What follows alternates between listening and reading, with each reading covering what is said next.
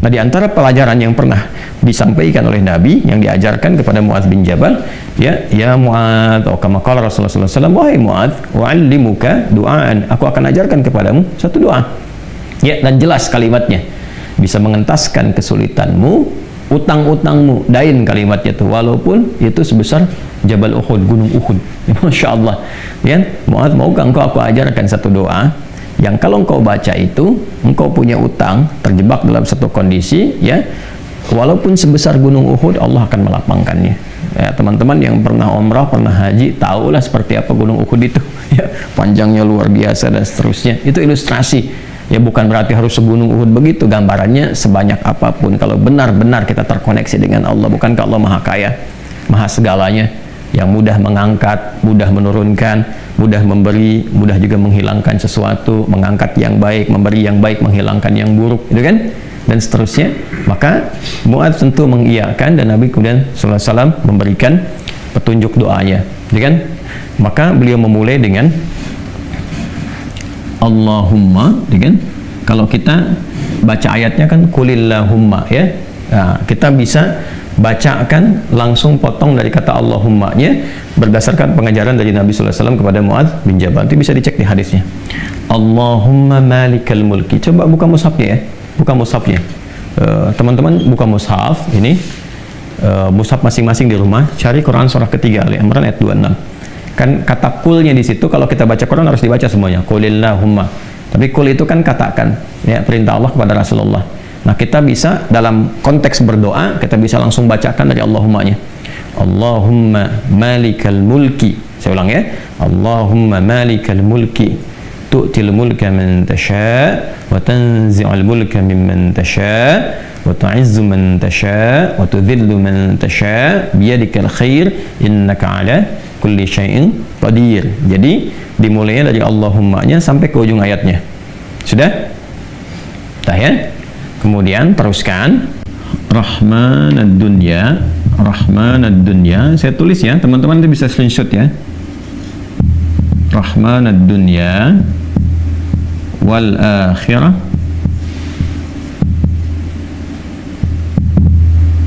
Rahman ad-dunya wal akhirah wa rahimahuma, wa rahimahuma. Teruskan.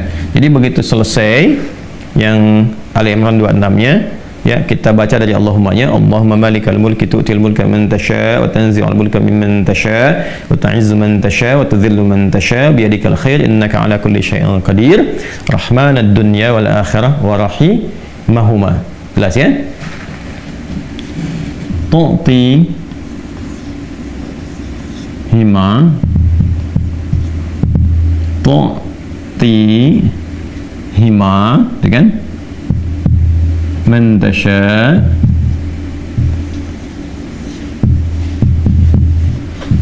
dah, wa tamna'u minhuma man tasha.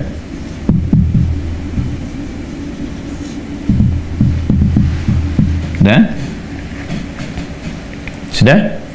Rahman ad-dunya wal akhirah wa rahimahuma. Asalnya ya Rahman, ya Rahman ad-dunya wal akhirah. Karena kita ingin cepat. Biasanya kan orang memohon tuh kalau punya hutang pengen cepat dilepaskan, kan? Maka caranya biasanya dilepaskan huruf ya-nya dan menunjukkan ini fathah untuk menunjukkan ada ya sebelumnya.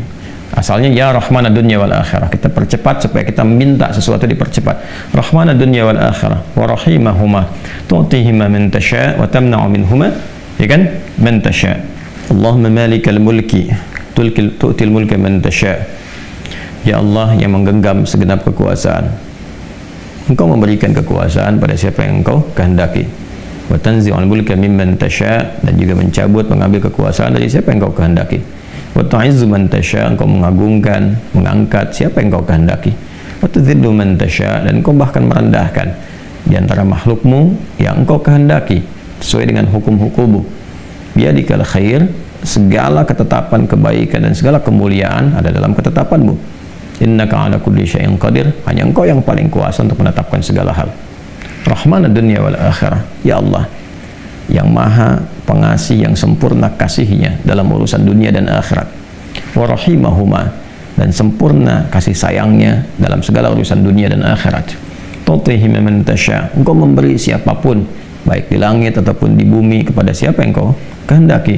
Wa tamna'u minhum man tasya, engkau pun bisa mencegah apapun terjadi bagi siapapun makhlukmu di langit ataupun di bumi. Jadi kita mengambil dua hal nih, yang baik Allah kasih, dari yang buruk-buruk dicegah, gitu kan? Kemudian ini yang paling indah, aghnini bi rahmatika, ya Allah lapangkan aku. Aghni itu dari kata ghina, aghna yughni, aghni asal katanya dari kata ghina, sesuatu yang lapang dari segi harta, kayakan. Kadang diambil majas untuk mengayakan hati. Di sini maksudnya ke materi. Kayakan aku ya Allah, berikan aku kecukupan yang melapangkan aku, ya kan, dari urusan-urusanku. Maksudnya ini terkait hutang. Bi rahmatika, dengan rahmatmu. Ya, ini bahasanya indah sekali, ini balaghahnya tinggi banget ya. Ya, kalau kita ambil ke bahasa kita kan begini. Ya Allah, yang paling sayangkan engkau, yang paling punya kan engkau, yang menguasai dunia dan akhirat kan engkau, yang memiliki kebaikan kan engkau, yang mencegah dari segala yang sulit pun kan engkau, yang punya solusi semuanya engkau. Maka dengan kepasrahanku kepadamu dan pengakuanku atas semua rahmat dan kekuasaan keagungan yang engkau miliki, aku memohon dengan rahmatmu, dengan kasihmu, hanya engkau yang sayang ya Allah, yang bisa menyelesaikan urusanku, ya, dan dengan rahmatmu aku mohon yang bisa melapangkan keadaan hartaku untuk melunasi utang-utangku. Kalau aku memohon kepadamu saja dengan segala kasih sayangmu, kepada sifat sayangmu, ya kan? Kalau aku memohon dengan segala sayangmu belum kau kabulkan, maka kepada siapa lagi aku mesti mohon? Sedangkan kau yang paling sayang kepadaku. Kalau yang paling sayang saya tidak memberi, lantas kepada siapa saja? Ya, kepada siapa lagi aku mesti memohon? Maka aku mohon ya Allah, lapangkan keadaan diriku dengan sayangmu itu, sehingga aku tidak memohon dan meminta lagi kepada selainmu. Ini, ya, aghnini bi rahmatika an rahmatin man siwak. Ya Allah, semua orang sudah mengatakan nggak bisa, ini nggak mungkin, ini nggak mau, itu tidak. Maka aku memohon kepada yang paling sayang kepada aku. Kalau kepada yang paling sayang saja belum dikabulkan, lantas kepada siapa lagi aku mesti meminta? Mohon lapangkan diriku dan berikan aku kekuatan, sehingga dengan rahmatmu aku tidak meminta kepada siapapun selainmu. Ini indah banget nih kalau kita turunkan dalam bentuk pemaknaan yang balaghahnya. Ini teman-teman doanya. Ya. Setelah itu akhirnya dengan Al-Fatihah. Fatihah itu pahalanya banyak banget, kan? Di antara namanya, selain pahala itu juga ada fungsi-fungsi fadilahnya, keutamaannya. Ya, apa di antara fungsi keutamaan fadilah itu disebut juga dengan Al-Kafi, Asy-Syafi, yang mencukupkan segala hal, ya kan? Yang dengan izin Allah bisa menyembuhkan, karena intisari Quran itu ada di Al-Fatihah. Maka diakhiri dengan Al-Fatihah, kemudian setelah itu tutup dengan salawat. Tutup dengan salawat. Nah, nanti ada hadis lain yang mengajarkan kaitan antara hutang dengan memperbanyak salawat kepada Nabi Muhammad SAW. Ya, nah salawat ini juga penting teman-teman sekalian, diperbanyak di akhir ya. Jadi setelah baca tadi Quran surat Nuh, Ali Imran, ya, istighfar dulu. Jadi kalau kita rumuskan kan ketemu 5 kan? Ya, dari mulai kita istighfar dulu dengan segala ketulusan, dalilnya surat Nuh itu, kemudian di surah Ali Imran kita bacakan, terus praktek doanya kita temukan. Setelah itu Al-Fatihah, setelah itu kemudian salawat kepada Nabi Sallallahu Alaihi Wasallam. Di hadis lain ada seseorang yang diajarkan oleh Nabi Sallallahu Alaihi Wasallam untuk memanfaatkan, nah ini dia, kapan waktu, di pertengahan malamnya, ya, untuk memanfaatkan pertengahan malam itu terkait dengan utang piutang juga. Nah, lalu dia berkata, apa yang harus kami lakukan ya Rasulullah? Yang perbanyak gitu kan, ibadah kepada Allah. Lalu diajarkanlah salawat. Aku akan mengambil, kata orang itu, sepertiganya, kata Nabi, itu baik. Kemudian kalau bisa tambah, aku akan mengambil 2/3-nya, kata Nabi, kalau itu baik. Lalu kalau bisa tambah, aku akan mengambil keseluruhannya. Ketika orang itu menghidupkan salawat di akhir-akhir malam itu, ya, maka Nabi SAW langsung berkomentar, maka Allah akan mencukupkan, bahkan melebihkan apapun yang kamu rasakan gitu ya, yang kamu hadapi. Nah, itu beberapa ulama menempatkan bab itu dalam pengantasan utang piutang.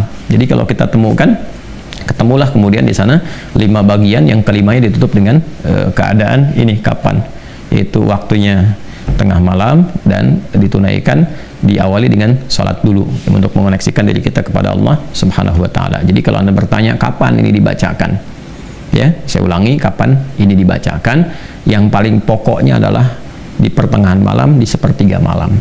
Jadi bangun malam hari supaya ada getaran ke jiwanya lebih cepat mengamalkan Quran.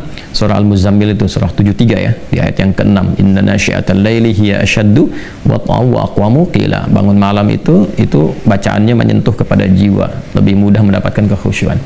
Jadi sepertiga malam bangun, istighfar gitu kan. Ya, setelah sholat kita supaya bangun konektivitas dulu. Sholat itu kan kalau sudah bagus khusyuk, konektivitasnya tinggi. Setelah itu baru diistighfari. Istighfar menjelang sahar. Ya, wabil asharihum yastaghfirun, menjelang sahar mereka banyak istighfar. Nah, kalau sudah beristighfar, itu Masya Allah nanti di Quran surah ketiga ayat 17 itu nanti akan diberikan oleh Allah 4 kekuatan yang bersanding dengan orang istighfar. As-sabirina was-sadiqina wal-qanitina wal-munfiqina wal-mustaghfirina bil ashar. Punya kekuatan untuk sabar, punya kekuatan untuk membenarkan ajaran Quran dan mengamalkannya. Kemudian apa lagi? Qanitin, khusyuk ibadah. Orang yang biasa bangun malam istighfar di ujung malam tuh lebih khusyuk ibadahnya. Nanti wal munfiqin, bisa jadi rajin infak, setara itu. 4 itu bisa setara. Jadi orang yang istighfar, pemahaman pertamanya bisa setara amalnya dengan orang yang rajin infak, yang khusyuk ibadah, orang yang membenarkan isi kitab dan mengamalkan, serta orang sabar. Pemahaman berikutnya adalah mendapatkan 4 keutamaan ini. Bisa rajin infak. Bagaimana bisa infak kalau nggak ada yang diinfaki? Ya, makanya itu satu-satunya juga yang menguatkan kembali bahwa ketika bisa istighfar dipraktekkan di ujung malam.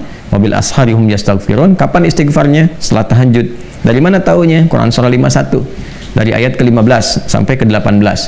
Innal muttaqina fi jannati wa 'uyun akhidina ma atahum rabbuhum innahum kanu qabla dzalika muhsinin. Ayat 17-nya, kanu qalila minal laili ma yahja'un. Kan mereka itu orang-orang yang sedikit tidurnya, maksudnya menghidupkan malam, rajin tahajud. Setelah itu apa? Wabil asharihum yastaghfirun. Menjelang waktu sahar, sepertiga malam ke waktu sahar, ya dekat-dekat ke fajar dia banyak istighfar.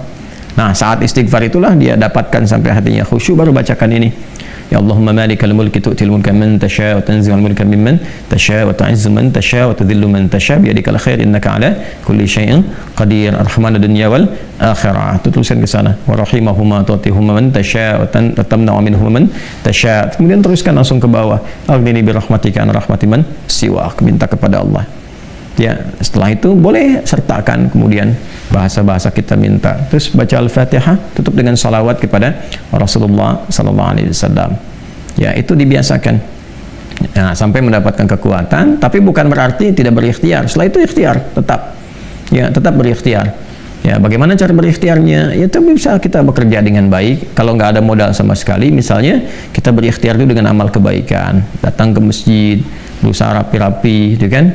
Kemudian kita lihat ke DKM-nya, misalnya mengajukan dulu permintaan, nggak usah banyak-banyak pinjamnya, pinjamlah misalnya 100.000, 200.000 atau 500.000. Kemudian setelah itu cari peluang-peluang, misalnya di majelis-majelis ilmu kan banyak orang belajar itu, ya belilah modal tertentu, beli makanan atau minuman, terus kontak ke DKM-nya, sampaikan, ya supaya nanti ada sinergi antara jamaah dengan yang dagang, bicara dengan baik-baik sehingga nanti diumumkan. Ustadznya juga menyampaikan, berikan kelapangan kepada teman-teman yang sedang misalnya mencari rezeki berjualan, dapat dari situ, tambahkan lagi berdoa. Bisa jadi tiba-tiba Allah berkehendak menggerakkan orang-orang tertentu yang baik dan sebagainya, ya kan?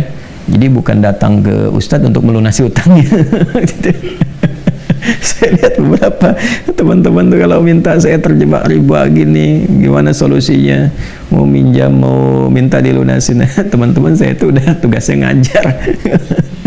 Kalau antum tanya doa saya jawab, tapi ya, kalau urusan dunia carilah gitu kan, terkait dengan dunianya. Bisa antum ke Basnas, bisa ke bagian DKM masjid, bisa ke teman-teman pengusaha yang muslim yang baik-baik ya.